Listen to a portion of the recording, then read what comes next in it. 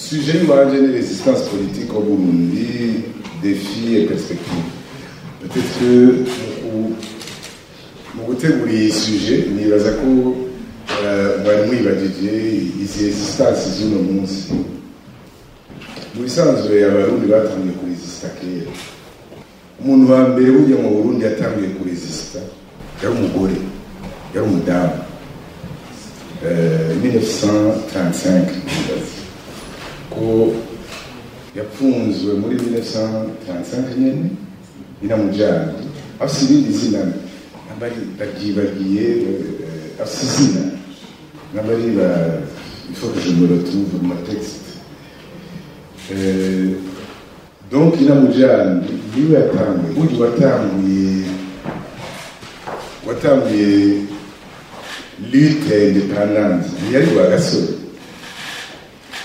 yari Nyamoya Albin bari bakiri abanyeshuri. On en parle dans l'histoire. C'est pas lui, hein, le Nyamoya Albin. Lui, c'est François. Qui a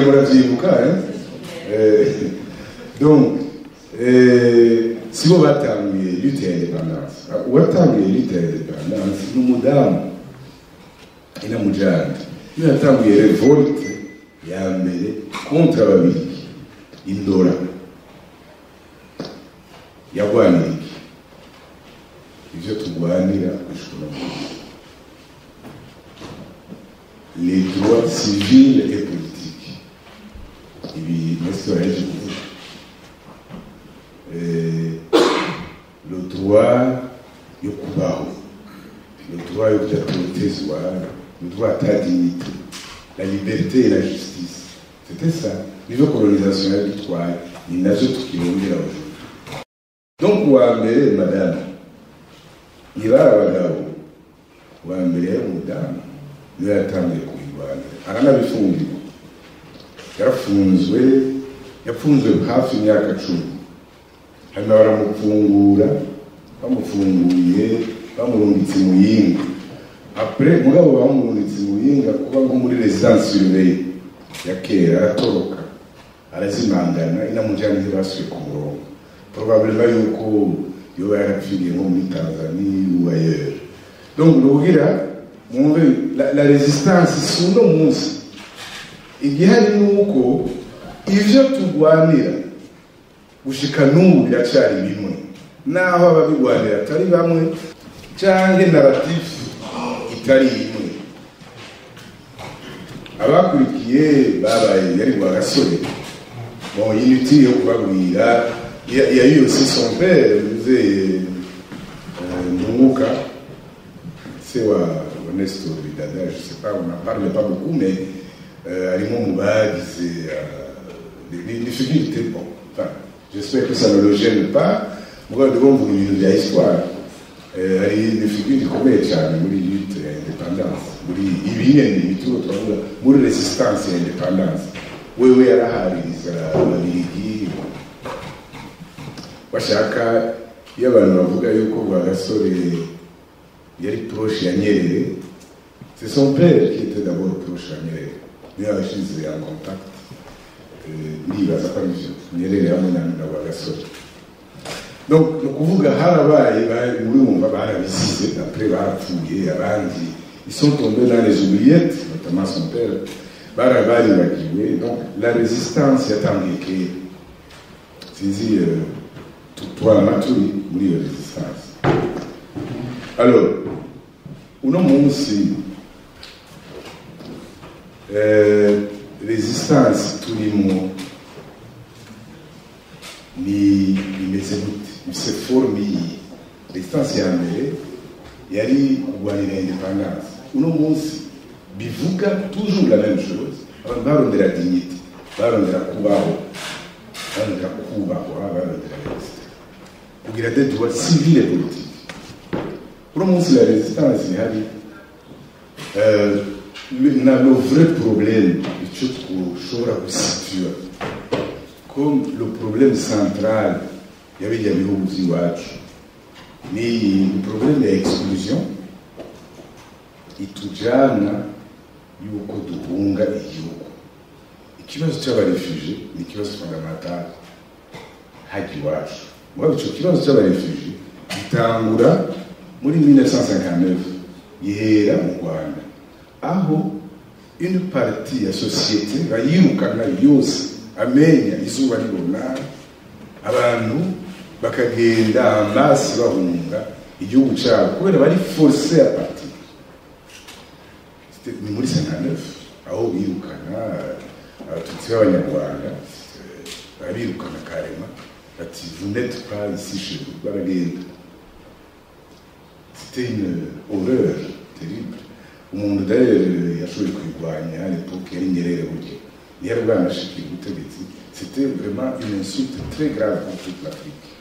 Uno munsi muri iwacu byarabaye abantu barahunga abahutu barabirukanye ndimuzoze mutangura uza murabidera dans un premier temps ndimuzoze muratinya kubivuga na kuko ce sont des conflits zihari zitavuzwe ndimuzoze ronderera solution nabone barabirukanye barahunze batabaromoka batari bato bavyumva n'uno munsi rero gushikaho biri uno munsi natwebwe tugahunga uno munsi bitwovuga yuko tutahunze uno munsi la majorité nabo hahunze bose abahunze cyane turashobora kuvuga ko muri iyi minsi abahunze sendedede cyane abatutsi sivyo naho harimo n'abahutu atari bake bahunze ubwiye muri Tanzania hari abahutu atari bake bahunze donc naho bifite connotation politique uno munsi mugabo harimo ako kagren kanuze kayitini ikibazo gihambaye hali iwacu ni kuki abahutu bisanta muri danger abatutsi bafashe kurwara ni kubera iki abatutsi bisanta muri danger nabo n'abahutu bafashe kurwara ou vice versa ni kubera iki ico ni kibazo rero gihambaye iyo rero niyo yabivuze iyo rero niyo resistance turimo kuko ubiravye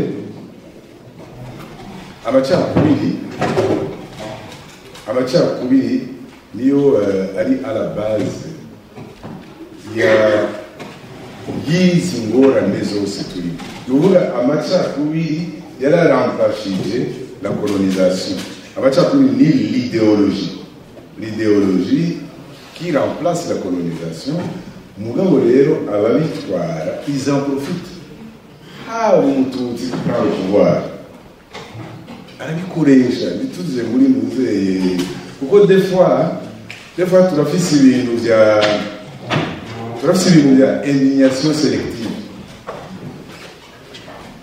turafise tendance kenshi turakunda kugira indignation sélective hari abantu biba bashobora kwibaza ati kubera ari abatutsi abahutu bapfuye ça ne pose pas problème sabi wacu d'ailleurs bagacatangura no gusigura ingena biri compréhensible yuko bapfuye la même chose abahutu hariho kandi namenya baranabivuga hose abahutu abatutsi bapfuye bagatangura kubisigura ingene vyari vyo ko bapfa donc turafise izo indignation sélective ariko en réalité l'idéologie abanyepolitike nka bose tumaze kubona iwacu binyegeza nico ushobora kwita nka plank binyegeza muri iyo nuzeye muri etinisme kugira bamanipule abantu kugira bababwire ko bamwe ari abiwabo bari protege kandi batari protege ubu umututsi afite ubutegetsi abesha abandi batutsi ko ariwe ari abiwabo ko ils n'ont pas de problème, ils font partie du système alors qu'ils ne font pas partie du système uravye yene bakurasa le gâteau plutôt sinibayakurasa cyane ku buryo n'abatutsi bakwira d'abord kuko abari mu bintu bya système za corruption nyinshi usanga kenshi na kenshi les richesses ziguma presque mu mafamiye mu gafamiye cyane cyane kegereye uyo muntu afite pouvoir. Donc barababesha tout comme abahutu bafite pouvoir, c'est la même chose. Hariya ngo kwa Habyarimana c'est le pouvoir cyangwa no munsi mu Burundi hari hakazu no mu Burundi hari hakazu. Donc barababesha ngo bari font partie du système, abandi bakaba exclure, abandi bakaba umutima. Uvuga iyo ari mu buto afite pouvoir, abatutsi barabara umutima bakubwira yuko utari umuntu, bakakubaka mu bwoba ukama mu bwoba, ubundi nawe bakamubwira yuko il fait partie du système. C'est ça, c'est la même chose niko batwara. Alors la résistance iwacu, icyambere résistance iwacu no kugwanya iyo statu quo, iyo façon de penser récurrente iguma igaruka mu façon yo gutwara igihugu. Iyo niyo twebwe dushaka kurwanya. Iyo yo kuvuga umuntu aratwara ubundi bagaca gukumira, iyo niyo muze dushaka kurwanya. Twebwe rero mwavuze très succinct, ndaza kugenda ndavuga bike. Donc iri kurara twebwe rero ivyo turwanya n'ivyo dushaka yuko ivyo bintu bihinduka, kuko l'avenir ya Burundi nuko abarundi bose baronka les mêmes droits. nta murundi yamwatiye, umututsi iwabo nari Burundi yamwatiye.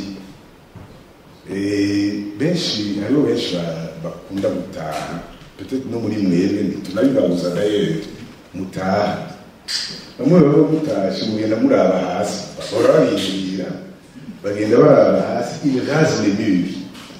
Donc tu n'as pas,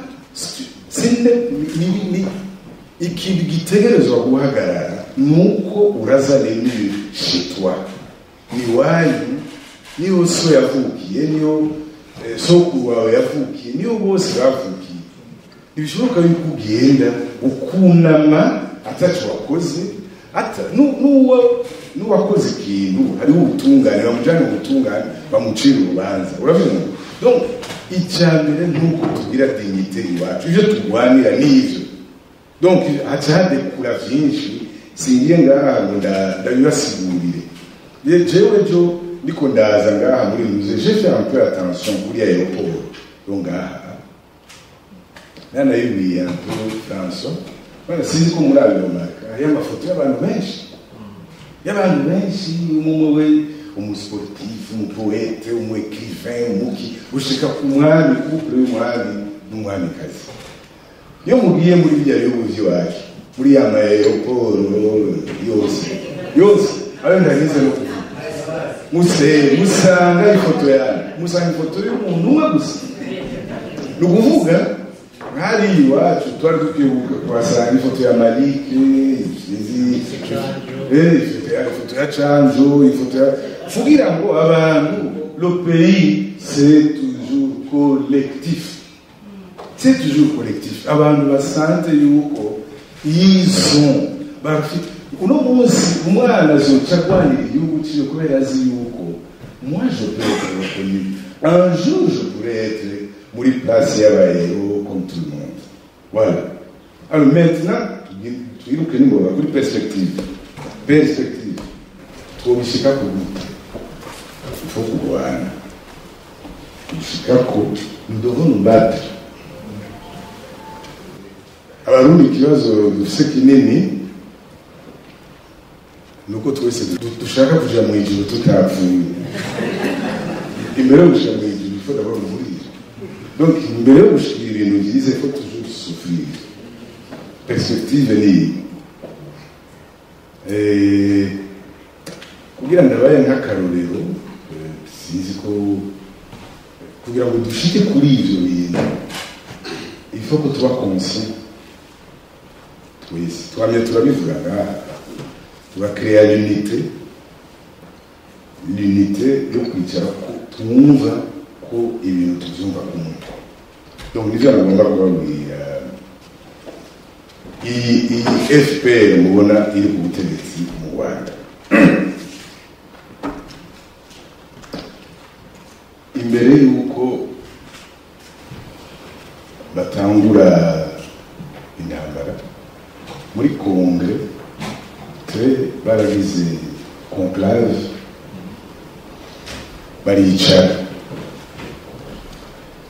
la discussion ikibazo cya mbere bahariye ko bari kuri souveraineté murabyumva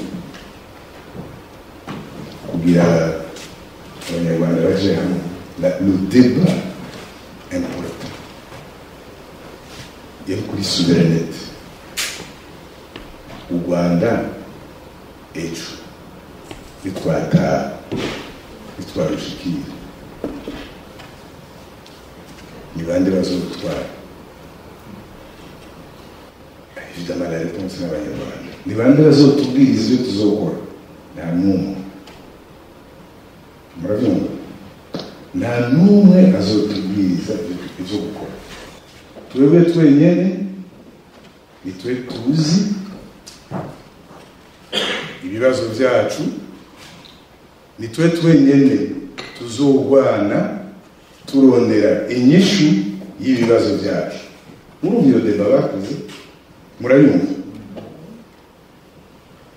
hanyuma peut-être bo bari babifitiye twebwe ntitubasha kuri iyo stade kandi ndifuza ko dushobora gushika kuri iyo stade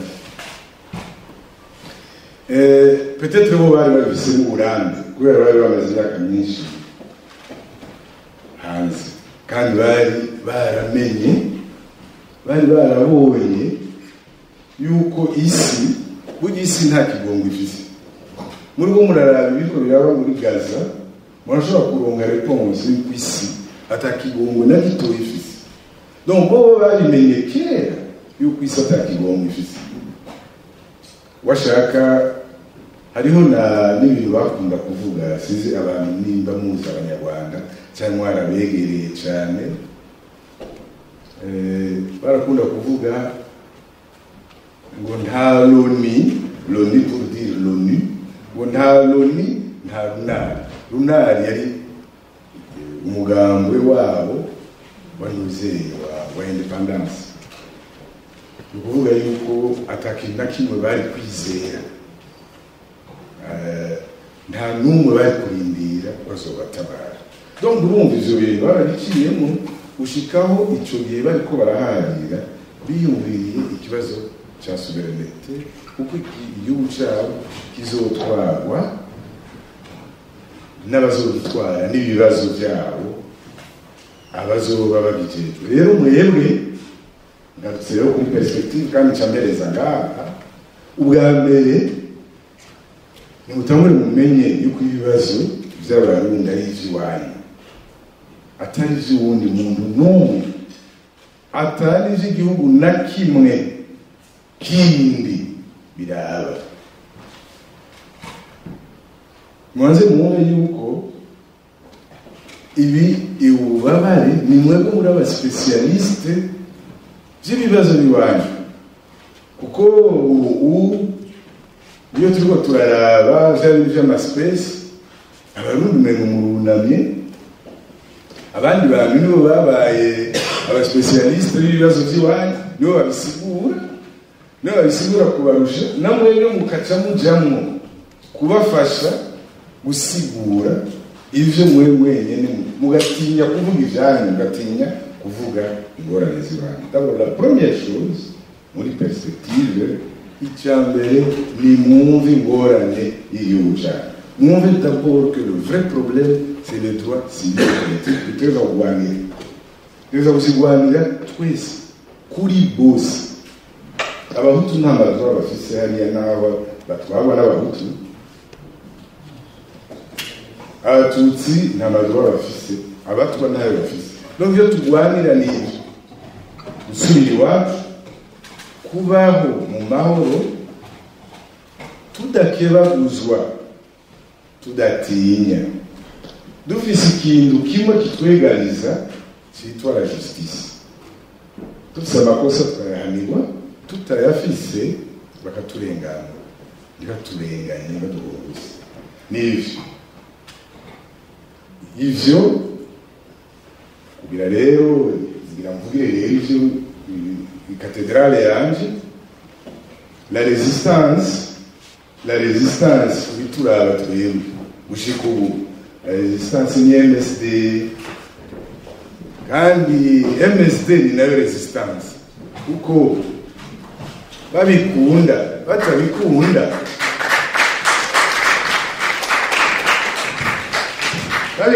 batabikunda naho baba baravyaye umwana akakubana gito aba yaratwaye izina ryawe babikunda batabikunda rede tabara yavuye muri MSD kandi ni nayo izobandanya resistance kandi